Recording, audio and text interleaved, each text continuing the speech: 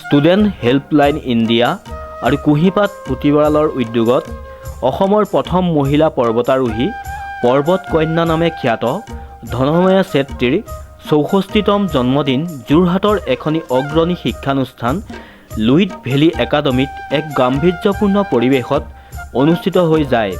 পৰ্বত কন্যা যোৰহাটৰ গৌৰৱ ধনময়া চেত্ৰীৰ ৬৪তম জন্মদিন উপলক্ষে ষ্টুডেণ্ট হেল্পলাইন ইণ্ডিয়া আৰু কুঁহিপাত পুথিভঁৰালৰ উদ্যোক্তাসকলে কণ কণ শিশুসকলৰ মাজত অনুষ্ঠিত কৰিছিল এখনি চিত্ৰাংকন প্ৰতিযোগিতা। যিহেতু ধনময়া চেত্ৰী এগৰাকী পৰ্বতাৰোহী, সেয়েহে চিত্ৰাংকন প্ৰতিযোগিতাৰ বিষয়বস্তু এটি হিমালয় পাহাৰৰ দৃশ্য অংকন কৰিবলৈ দিয়া হয়। চিত্ৰাংকন প্ৰতিযোগিতাৰ শুভাৰম্ভণি কৰে লুইট ভেলী একাডেমীৰ অধ্যক্ষ শেখৰ বৰঠাকুৰে। এক আনন্দময় পৰিৱেশত কণ কণ শিশুসকলক লগত লৈ পৰ্বতাৰোহী ধনময়া চেত্ৰীয়ে যিহেতু তেওঁ পৰ্বতক প্ৰকৃতিক ভাল পায়, সেইবাবে পৰ্বত আকৃতি এটি কেক কাটি সকলোকে আপ্লুত কৰে। উক্ত অনুষ্ঠানতে প্ৰকৃতিপ্ৰেমী তথা অৰ্কিড বয় খ্যাত সমীৰ ৰয়ে পৰ্বতাৰোহী ধনময়া চেত্ৰীৰ জন্মদিন উপলক্ষে লুইট ভেলী একাডেমীৰ প্ৰাংগণত অৱস্থিত এজোপা নাৰিকল গছত অৰ্কিড ৰোপণ কৰে। ষ্টুডেণ্ট হেল্পলাইন আৰু কুঁহিপাতৰ পুথিভঁৰালৰ উদ্যোক্তাসকলে ধনময়া চেত্ৰীৰ প্ৰতিচ্ছবি অংকন কৰি উপহাৰ হিচাপে প্ৰদান কৰে। প্ৰতিযোগিতাৰ অন্তত বিজয়ী প্ৰতিযোগীসকলক পৰ্বতাৰোহী ধনময়া চেত্ৰীয়ে পুৰস্কাৰ প্ৰদান কৰে।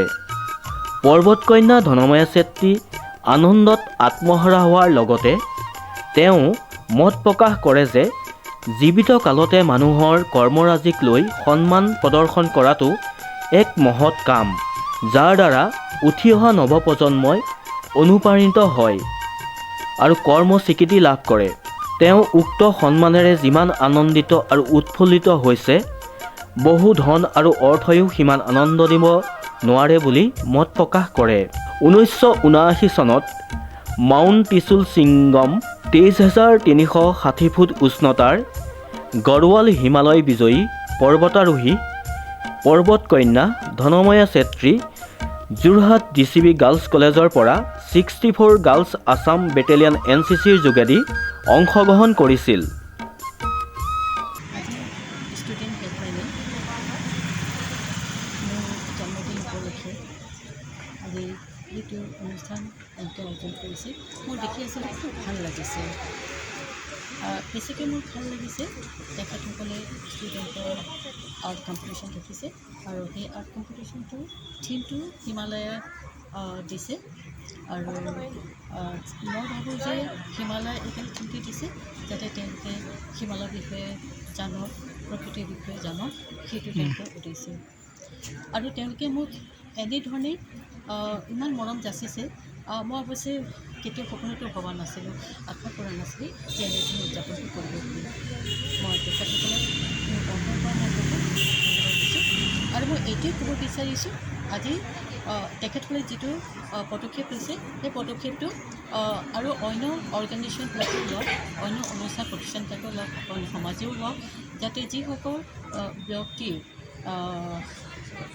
আচলতে এনেকুৱা অনুষ্ঠানবিলাকৰ কাৰণে যোগ্য বুলি ভাবে বা যোগ্য ব্যক্তি বুলি ভাবে, সেই তেনেকুৱা যোগ্য ব্যক্তিসকলক অন্য অনুষ্ঠানবিলাকেও এনেধৰণে সন্মান যাচক আৰু এখেতসকলৰ যিটো এইটো আদৰ্শ, এই আদৰ্শ যাতে উঠি অহা প্ৰজন্মই তেওঁলোকে গ্ৰহণ কৰক আৰু এনেধৰণেই যিসকল ব্যক্তি নিজৰ দেশৰ কাৰণে কাম কৰি যায়, কাম কৰি যায়, তেখেতসকলক যাতে এনেধৰণে সন্মান যাচি জীয়াই ৰাখিব পাৰে আৰু সেইটো প্ৰচেষ্টা কৰক, মই সেইটোৱে ক'ব বিচাৰিছোঁ। আৰু অসমবাসী ৰাইজকো মই ধন্যবাদ দিছোঁ আৰু যোৰহাটবাসী ৰাইজকো মই ধন্যবাদ দিছোঁ। খুব ভাল লাগিছে আচলতে আৰু এইটো এটা প্ৰেৰণা হৈ লওক আৰু এটা আদৰ্শ হৈ লওক, যিটো আৰু এইটো চাগে মই যোৰহাটত প্ৰথম দেখিছোঁ, মই শুনা নাই আজিলৈকে এনেকৈ কোনোবাই পদক্ষেপ লৈছে, ষ্টুডেণ্ট হেল্পলাইনে লৈছে আৰু লগতে কুঁহিপাত পুথিভঁৰাল বুলি আৰু অন্য এটা অনুষ্ঠান আছে বা তেখেতসকলে সেইটো জয়ন্তী কৰিছে আৰু তেখেতসকলকো মই শুভেচ্ছা দিছোঁ বা তেওঁলোকে ভাল হওক তেওঁলোকৰ ডাঙৰ কাম কৰি যাওক, মংগল পাওক, সেইটোকে মই কামনা কৰিলোঁ। Srimanta Madhav Barua report, news now 24/7 Jorhat.